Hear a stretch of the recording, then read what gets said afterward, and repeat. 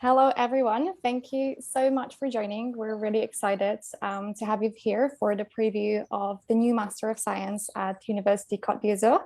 So I added the speakers. I hope we're all set. And we're here to talk about the Master of Science in Luxury Tech, Entrepreneurship, and Affluencer Management, a program that was launched by the university in partnership with Launchmetrics, TikTok, and the city of Cannes. So here with me, we have Jessica Michault, who is the editor-at-large of ODDA magazine. She's the BOF 500 member and the course guest lecturer for this master. So welcome, Jessica. We're really pleased to have you here, and I cannot wait to hear all the insights you have from the industry. So thank you so much for joining us. Happy to be here. And we also have Giuseppe ATTANASI, who is the program co-director and professor in economics at the University. Thank you so much, Giuseppe. I'm sure you're going to help us make it a bit clearer, what the master is about and answer all the burning questions the students have. Thank you for this. And finally, we have Michault, who's the co-director of the course and the CEO of Launchmetrics. He will share with us his expertise from more of a business perspective. Welcome, Michault. It's really good to see you again, and I'm really happy you made some time to join us today. Thank you, Alexandra. Hello, Jessica. Hello, Giuseppe. Super happy to be with you today. So, very excited. The topic of today's conversations are affluencers. We will talk about the program itself later, so you'll get a chance to ask all the questions. But let's maybe start with the concept of affluencers, since this is who we are talking about today. So my first question goes to Michault. Could you maybe tell us who affluencers are? Yeah, so affluencers. So basically, affluencers, it's a combination of affluent millennials that are in the same time influential. So that's really the meaning of affluencer, being somehow beautiful, young, rich, and affluent. So what does it mean exactly? What do we mean by affluent millennials? So affluent means all the millennials that have more than $100,000 yearly earnings. So that's really like the threshold. So millennials means people less than 35 years old, like between 17 and 35 years old. And what do we mean by influential? I mean that they have at least 5,000 followers, either on Instagram, Weibo, WeChat, Twitter, whatever. It means people who at the same time are young. Somehow they have some money to spend for inspirational brands, and they can spread the message of the brand to the world thanks to their network. So it's really the ideal target for any brand in the world, right? Yeah, that's really great. Thank you for making that clear.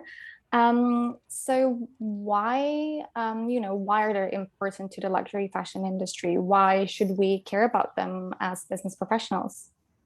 So if you think about what happened in the last decade, we've been moving from a situation where millennials did represent like 10–15% of the customers, right, less than 35 years old, to a situation where today it's more than 40%, going up to 50% by 2025.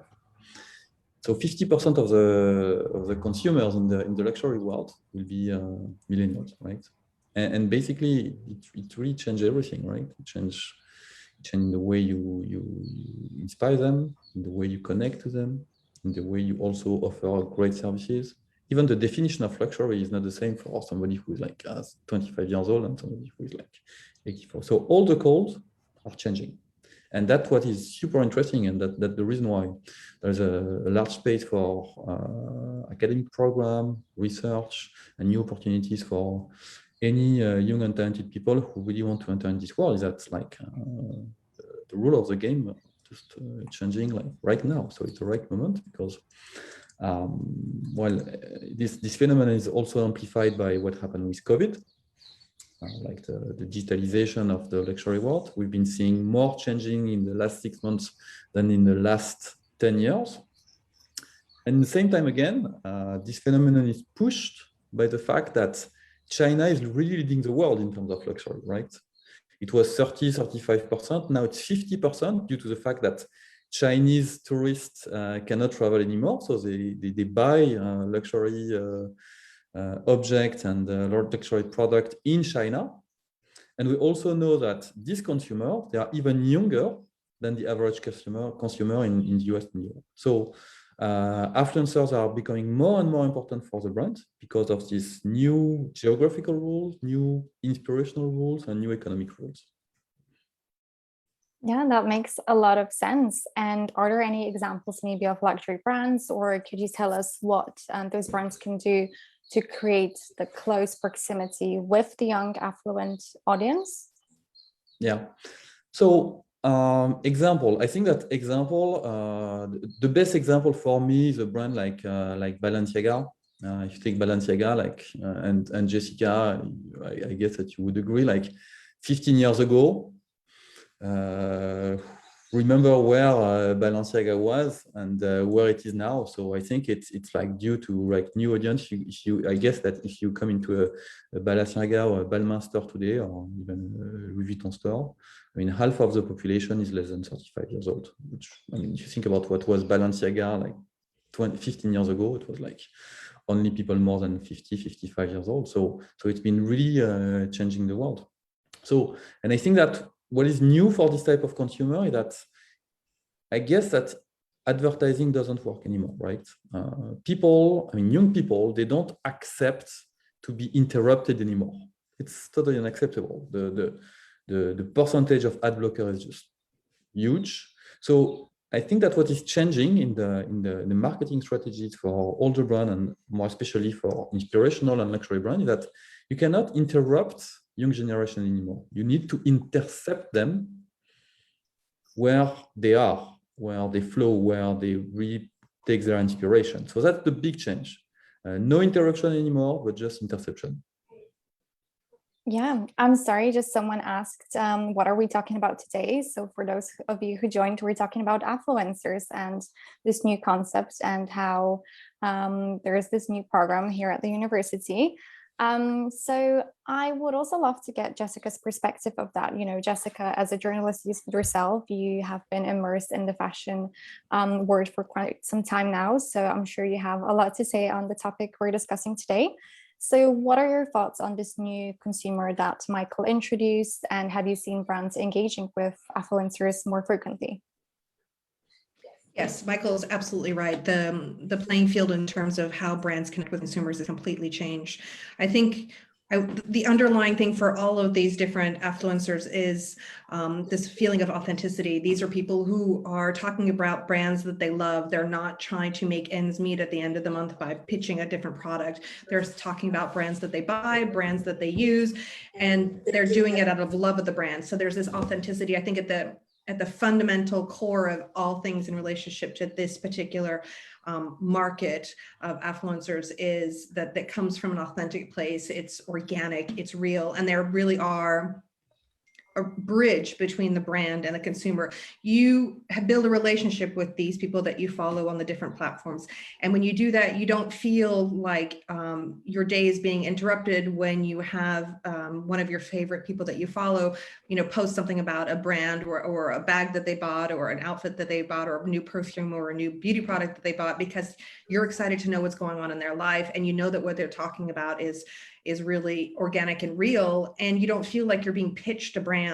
You don't feel like you're having an advertisement in your face. It feels very much just part of your everyday, part of your community, because you feel part of their community. And I think that this is a really powerful and potent tool for brands, especially in a way which you couldn't do with old media, where you can really track the results of these different affluencers and how they're impacting the bottom line for brands. And I think that is a fundamental change in the industry. It's a dramatic change. Yeah, I love the points that you both made about, being not interrupting the feed of the young consumers, and how, it's so important for the content now to be organic so people can relate to it more. So now that we know affluencers are obviously key, Jessica, are there any other changes that you observed in the fashion industry? What are, the different ways that brands are tapping into to connect more with this consumer? Mm-hmm. Well, I mean, when I started there, the internet was in its early days. I'm dating myself here, But now fashion is very much a democratic space. You can contact directly brands that you're interested in. You can contact directly the affluencers that you like to follow. I think that there are some brands that are getting it incredibly right, and I think those are the brands that are using user-generated content of these affluencers within their brand. I think somebody who's really nailing it, Michael mentioned Balenciaga, and I think they're really great as far as the amazing new technology that they're bringing in and into their sphere of fashion. But also Gucci is a perfect example of a brand that's using affluencers content. Basically a perfect example is they launched the Jackie bag, and they sent it out here in France to a number of targeted affluencer influencers, and let each of them create the content that felt organic to their niche group of followers.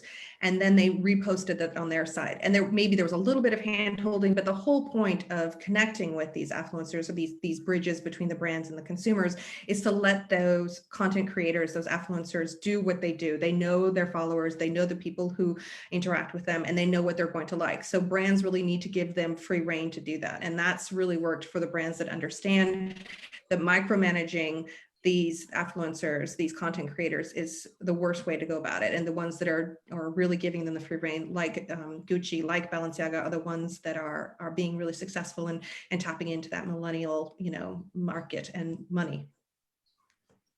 Yeah, I definitely agree. I was also wondering what kind of influence on the business professionals of tomorrow will have all those changes. What do students need to learn now in order to be successful in the future? So maybe as a professional yourself, you could advise on, how to get your foot in the door for those people who are just starting their careers now. I think if somebody who wants to work in luxury, you can't do that without understanding data. I think that data is going to be the driving force for a lot of decisions that are being made in the future, not the creativity, because I think what's going to happen is that data is going to be the supporting mechanism for creative ideas, creative concepts, and we'll see using the data to know what works and what doesn't. So anybody who's moving into this field has to really be able to speak the language of data. But on top of that, they have to speak the language of luxury. You have to be able to be bilingual in this world. You have to speak data and luxury. And some people speak data, some people really understand luxury, but there are very few who can cross over between the two. And if you can be a translator, so speak luxury to data people and speak data to luxury people, if you can be that bridge, if you can be that center point, that nexus, then that's really where you're going to have a huge impact within the fashion industry. I think that that's really the gist of it. You have to be able to do both of those things if you want to work in fashion and in luxury. Yeah, I agree. Like as someone that we know together said, Jessica, data is a new black, right? Exactly. So what does it mean actually? It means that, of course, for students, I think it's totally mandatory to really get it. It doesn't replace creativity. I know that in the last years, there's been like a lot of question about does data replace creativity? Is it a danger for creativity? It's not actually, right? You think about all the designers and the most creative people in the world, they've been always like checking a lot of data. It was in books, like if you take Chanel, if you take Karl Lagerfeld, I mean, these guys, they were like heavy readers. I mean, they were reading everything they could about their passion. It's still the case with data, right? Data just enhance the creativity because it really helps you to have like to be on top of all the trend, everything what is going on. And that's what really reinforces the creativity. So what will be really a key point for this master and for all this academic program is the fact that by mixing data and expertise in luxury, expertise in also how you can really start and build a company in the luxury tech area. Mm-hmm. Basically, we mix together two worlds that combined can really bring a lot of value to the students, whether they are likely to create their own company or to join a larger company, because today it's true that if you go to Chanel, LVMH, or all this large brand, I mean, what they need is data analysts, mm-hmm. people who really can understand the data in order to leverage the creativity and the business of the brand, right? So that's really the purpose of this academic program. Yeah, Michael nailed it in one. No surprise there. That's exactly right. It is exactly that. Yeah, it's really interesting because I guess there are many jobs that haven't existed before, that exist now. So we have to think for the future and what other professions that are going to emerge and how we can prepare ourselves for that. So thank you both, Jessica and Michael. I also wanted to ask Giuseppe here, who is the course co-director. I was wondering if you could maybe tell us a little bit about the structure of the course itself. From what I understand, we're having different things here that we're trying to merge. We have fashion, we have luxury, we have data, we have technology. So how will the program make sure students are equipped with all this knowledge? They're coming from different backgrounds. They understand each aspect very well. So maybe you could introduce the modules of the master as well. So much, Alexander, for your questions. Can you hear me well? Yes. Because I'm outside. Okay. So yes, I was listening and I was very interested in everything I'm learning every time in which I listen to discussions by professionals from the luxury industry, from social networks, from data analysis. So ideally, this program is unique in its structure because it mixes a lot of backgrounds coming from different sides of different subfields of economics, statistics, and business analysis. And actually the profile of students that we are currently accepting, because we already accepted 4 students in this program, and still the deadline is the 30th of June in order to get additional applications. So it's very interdisciplinary. So we got people coming from, having attended economic courses, business courses, industrial design, or in high IT and marketing fields. And the reason why I think they are interested in these courses because it compensates for what you didn't study in order to analyze the behavior of consumers, the behavior of markets, and the behavior of social networks as related to luxury and to affluencers. Indeed, I'm an expert of behavioral economics, and I'm interested in the impact of emotions in economic decision making. And I think the reason why when Michael contacted me at the early beginning when we were structuring together this program, I was very excited, is because there are few possibilities, I think, now in economics and especially in the university, to have a heterogeneous background being mixed together in order to give a more interdisciplinary one. And basically, people studying the impact of emotions in decision making, we are very few. And there are also very few people studying the impact of emotions in marketing strategies and the impact of emotions in the luxury industry. So the reason why students applying in our master, they're going to be exposed in each semester that the program is composed to these 4 different backgrounds. It is like marketing strategies, and then social networks, and data analysis, and then emotions in decision making, is because we thought together when structuring this program, these are the 4 keywords that are needed in order to understand how this market is, the way in which this market is growing, and why affluencers, they have this strong influence in capturing and collecting and then orienting people behavior. So in a sense, talking about the student's background after the master, okay, then maybe if you want, you can talk more precisely about the structure of the program. So at the end, I think that people coming out of this master, they're not going to work only in the luxury industry, just because the kind of methodology they're going to get, it can be applied to a lot of other markets in the future, because our intuition is that the way affluencers now are working, are central, okay, in the luxury industry, is going to be more and more in less luxury goods. So what I expect in the future is that you're going to have affluencers also to buy standard goods, also to buy standard clothes, also to decide where to go for your holidays or where to go for a cinema. It's already, we can see the impact already now, but it's going to be stronger and stronger in the future. So maybe the kind of methodologies we are going to teach in this course, the kind of background we are going to give to the students, is going to be the kind of background needed for a modern economist in order to understand how markets that are growing and how the direction they're taking in the future. I mean, a market without artificial intelligence, a market without social network, we think is not going to exist anymore like in 30 to 40 years, okay? So basically, it's not just a master about affluencer and luxury industry and marketing and luxury industry. It's going to be a master, first of all, about methodologies. This is the reason why in the first semester, the master is composed. We're going to have a first and the third semester are going to be more, let's say, teaching based.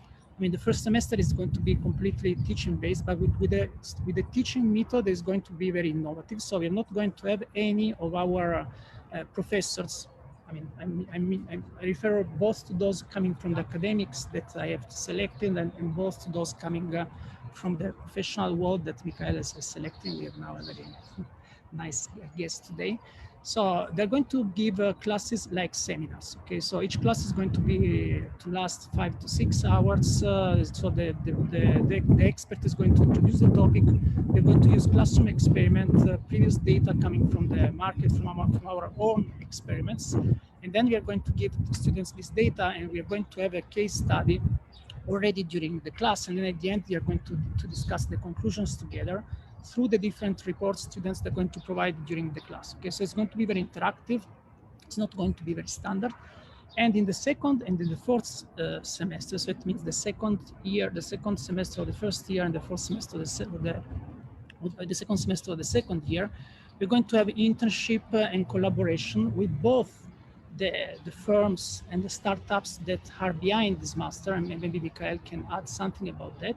And then especially the fourth semester, the second one of the second year, is going to be just a stage and an internship that, thanks to our collaboration and to the fact that also Université Côte d'Azur, it's a very international institution with a lot of collaboration, both from research and then a professional world. So we can send students across the world, okay, but mainly in Côte d'Azur, because another thing we have to talk about is that the base, the location of this master is in Cannes, okay, in the heart of Côte d'Azur, and the fact that our students can study in the same Palais de Congrès on La Croisette is the same place in which we can see at least twice per year this luxury exposure when we have the film festival and things like that. I think it's another signal of the fact that we have tried to have a 360 degree approach that is both in terms of environment, the kind of environment they're going to feel both during the classes and outside the classes, and also thanks to Launchmetrics, the fact that we have a direct connection with Paris, and the fact that Michael comes from Cannes and he knows very well the environment around. So just to be, and I want to stop because maybe it was too long. So my 2 cents about this master program is that even though I'm not an expert about the luxury industry, from the academic side, I've tried to build a team of experts about methodology that we currently, novel methodology that we currently use in economics and in psychology, in order to try to apply them to the luxury choice and affluencer behavior. And this is even more innovative than standard economic methods because, and this is the last thing I'm going to talk, we are also using the COCO lab, Complexity and Cognition Lab facilities. That it's a multi-behavioral laboratory that we have in Nice, but it's also a portable laboratory, so we're going to use it also in Cannes, in which we have a lot of physiometric measures, basically, like face reader, we can measure emotions, eye tracker, we can measure eye tracking, we have a biopack, we can measure heart rate and skin conductance. So it means stress about your body, stress when you type, stress when you move the mouse. So we have a lot of physiometric measures that are going to help us correlate, choice in the luxury industry, strategy by affluencers, and emotions that are behind that not only correlate with behavior, but maybe are causal variables that influence behavior. So the novelty of the approach is that we do not only to use data from the field. We are going to generate data ourselves in order to generate methodology to help experts in the field understand it better and behave it better. So this is the reason why So if you're going to apply to this master and you do not know so much about statistics and you're scared about data analysis, don't worry, because the majority of the thing we are going to bring from the academic side is going to be methodological approaches that are going to be used in the luxury industry, and this is going to be. I think that the majority of students are going to start from plain vanilla on this. Okay, so the majority of students that are applying, they're showing to us they need to, intensify their knowledge about statistical methods, not in general, from a basic, at the basic level, but already applied to case studies in the luxury industry. And this is our first talk with Michael when we met. So the idea is that he told me that nowadays in the luxury world, in the Affluencer world, a lot of trends that are going on, and they're not able, with the instruments that they have at the moment, to understand the directions, to predict what is going to be the future. Yeah, we can predict it at an aggregate way, but we cannot predict what is going to happen in the short term, in the medium term, especially in the long term. So the idea is to bring methodologies and approaches from the economic and statistical methods, and to endow our students, push into the market novel analysts, in the same way in which economics it was pushing in the market financial analysts 30 years ago. We want to have luxury and social network analysts with the same kind of methods that financial analysts are using, for example. Yeah, thank you for making that clear. That was really, really great, because I know a lot of students are a bit worried maybe that if they come from a marketing background but never worked with data before, will they be able to apply for this master? So from what you said, the master here is to equip you with all of the different sides of things. We have, as Giuseppe mentioned, partners from different backgrounds. We have guest lecturers like Jessica herself, who are coming from the fashion luxury industry. And then we have the data knowledge coming from Launchmetrics and all the other insights, as well as, we have Université and their expertise here. So for anyone who's worried about that, I'm sure you'll get a chance to learn all of this, and you will be equipped with all the knowledge. So just to make sure everyone knows how long the master is.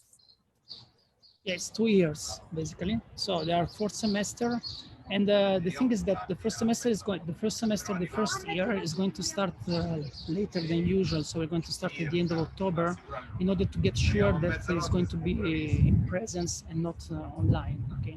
And so basically then we are going to have a very structured week in which we are going to have the majority of the lectures and classes like in 2 days. Okay. So that the other 3 days students, they can work in groups and they can fulfill the requirements in terms of group work and homework.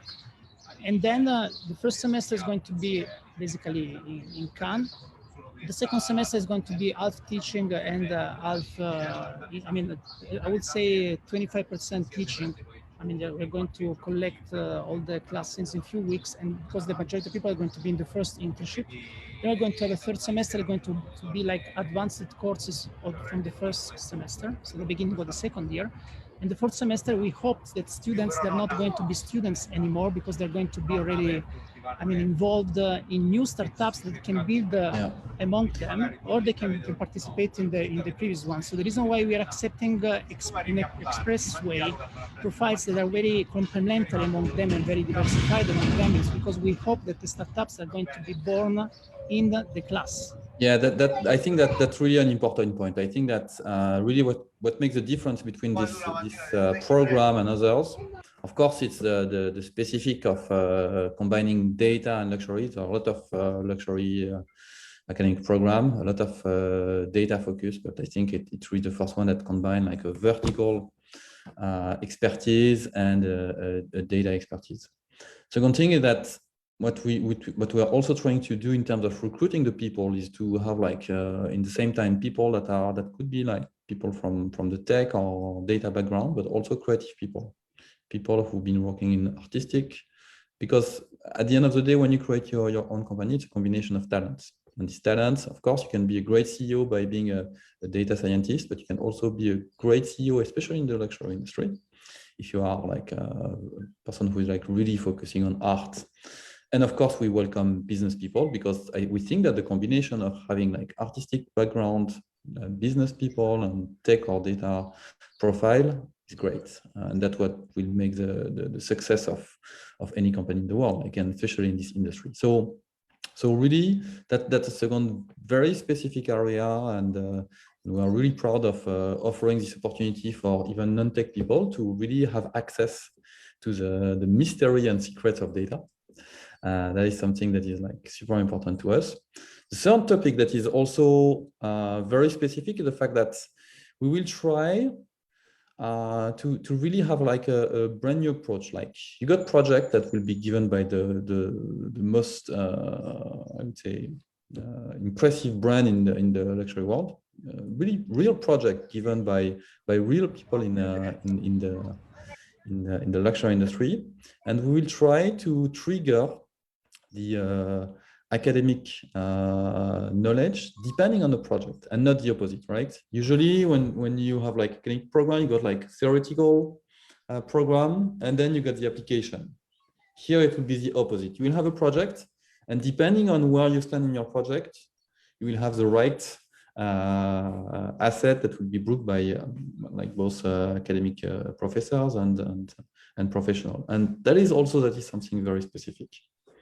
And the second year, yes, the second year is the year of the creation of your own company, right? So because connected to this academic program, there will be like a startup studio that will start in October, where all the projects that will be started during this second year, or even it can start like before, maybe some students will come with their own project. Of course, we will help them. And this program, they will benefit from both financial and professional support from the startup studio. This startup studio will be dedicated to luxury tech. So there will be like an investment fund that will be able to really support the project and the creation of this project, and not only on a financial standpoint, but also with the right mentors. If you, for example, you need to address the Chinese customers, you will have the opportunity to benefit from all the advice of like the top guys in terms of knowing the Chinese customers, right? It will be the same time in terms of creativity. It will be exactly the same situation in terms of building a business plan or an investment opportunity, or like designing a UX, for an app. We know that it's super specific in luxury, right? It's not the same thing than having like the standard Amazon design.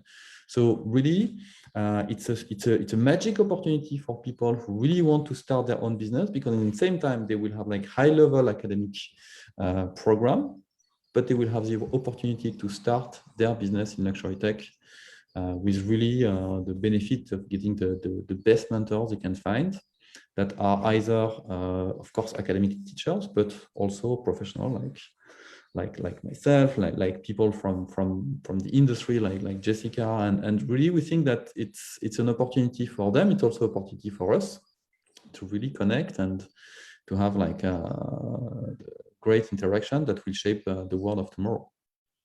Yeah, from what I can hear, it's all very focused on practicality, about getting everything well in practice. So I think that's what makes it different to all the other courses and all the other masters that you might have. It's very focused on how you will work in the future, So I think that's great that something like this can exist. Thank you so much for answering all my questions. We also have some questions from the audience. So just one thing that I would like to add. I know that there are people all over the world, but I really would like to welcome more specifically our friend from China. I know it's very late now, so hello everybody. Thank you so much for joining. It's different with the time zones. We have US. I know people from the US because someone asked a question here. So we have people from China. So thank you everyone for making the time to join us. So the first question I have is, what type of data related to luxury could be used in the future? Is it more about customer data, or product data, for example, for cosmetics? So I think that's really the first type of data you will be able to access is consumer data. What I mean by consumer, it's not only affluencers themselves, it's also great data about influencers. And the idea is really to be totally customer focused, because when we talk about luxury, in fact, we don't talk about luxury, right? We talk about like high-end customers. What are their future trends? What they will buy? What will they buy? Both in terms of real estate, in terms of luxury fashion, cars, luxury toys, yacht, whatever, you know.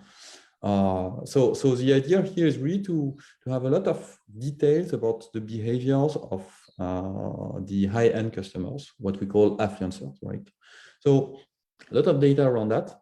A lot of data, as Giuseppe mentioned it earlier, about like emotions. We think that is something that is super exciting for the future. Really, when you buy something luxury, it's a pure emotional purchase, right? It's not rational.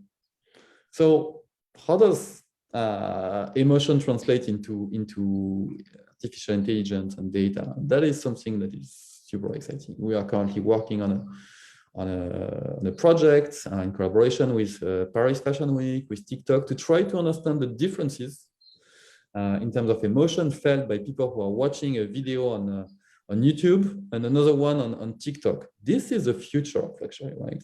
What is the right channel for the right audience to make sure that the content is the right one in terms of emotional connection, right? So a lot of data about consumer insight, but not like, I would say, traditional consumer insight. It's really like about social networks everywhere in the world, including China, and about emotion, which is really like the core of our industry.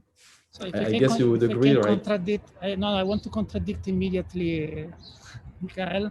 So he was saying that the luxury choice is not rational, is purely emotional. I would say that there is instead a rationality behind emotion. So this is what I study, the rationality behind emotion. So what they're going to bring, for example, is like models that show that there is a direct connection between a specific emotion and a specific choice. Jessica, you would agree, or you would say that it's purely emotional? Well, I'm going to top both of you and say fundamentally all of this comes back to the art of storytelling. So if you want to create that emotion to arrive at that final purchase, you have to create a story and the right story for the right platform, and that storytelling is at the key, is the fundamental, it is the baseline of all of this. So if you don't have that story, it doesn't matter how much amazing data you have or how many different great ideas you have to connect on that emotional level, and you do that through creating an amazing story. So that's my 2 cents adding into the debate. Thank you. I love that. She created a bridge between me and exactly, and isn't that what the master is about? Creating Absolutely. a bridge between marketing all the master and is data. about. Yes, if I can add also something about real data. So there are, data about social networks are big data. So another thing we are going to do in the master, we are going to help students to do data mining and to like synthesize big data in order to get what they need for a specific research question. That is the most difficult thing we have nowadays about everything. So there are plenty of data about affluencers and social network behavior. Okay, it's very difficult to analyze them. And so you need to learn something about big data and data mining and data sampling in order to do that. This is a specific course that we're going to teach.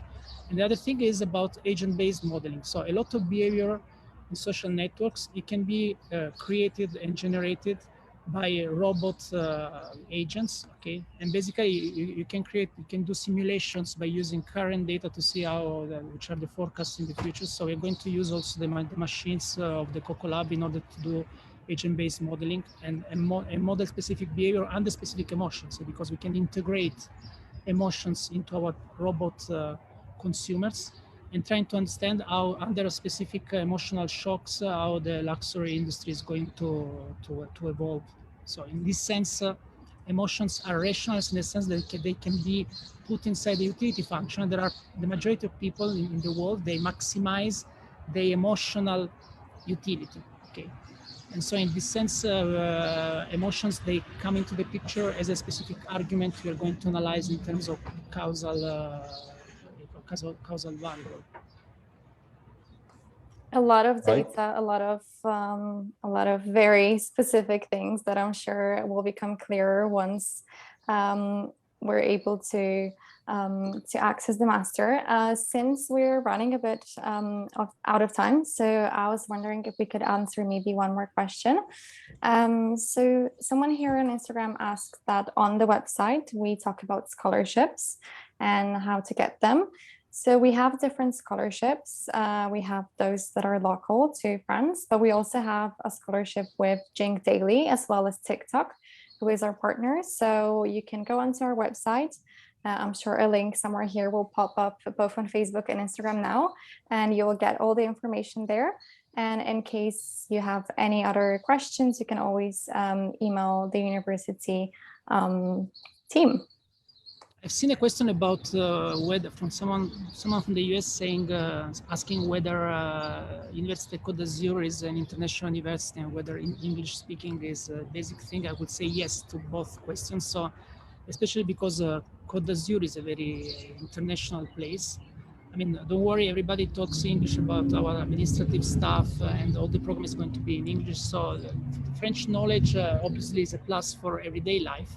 But in order to get your accommodation, your funding, your fellowship, your program, and everything else connected to the master and to surviving in Cannes and Côte d'Azur, you don't need French. That's great. Thank you for making that clear. I'm sure a lot of people were wondering if we're accepting people from all different countries. So in short, yes, we are. Oh, Jessica is out of the Instagram live. I apologize. Apparently my iPhone is a little hot and bothered and is now a little overheated. So it's now turned off. So you just have me here now. I'm sorry. So Jessica on Facebook, I'm just now talking to Instagram, said her phone is overheated. So unfortunately, she won't be joining here. She's still on Facebook if you're watching there. But I wanted to thank everyone for joining. It was really great to hear the insights from all the experts and to hear how we can bridge the data, the marketing, fashion, luxury, everything. And it's great that such course was created. So if you have any other questions, as I said, please feel free to email Linda here, who will answer all of them. And stay tuned for all of the events that we have planned for the nearest future. And of course, we would love to see you at the course. Thank you, Alexandra. Thank you, Jessica, Giuseppe. Thank you. And really join us for this program. I think that you will really enjoy it.